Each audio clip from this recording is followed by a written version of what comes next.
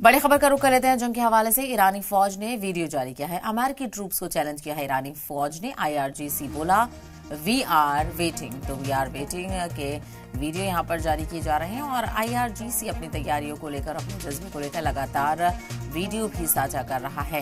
तो जंग लगातार आगे बढ़ रही है। 33वें दिन में ये जंग दाखिल हो चुकी है। 1 महीने से ज्यादा का वक्त अब इस जंग को हो चुका है। बस लोगों को इंतजार है कि ये जंग खत्म हो और जो पूरी दुनिया में इस जंग के हवाले से बेचैनी देखने को मिल रही है, कम से कम उससे लोगों को राहत मिले।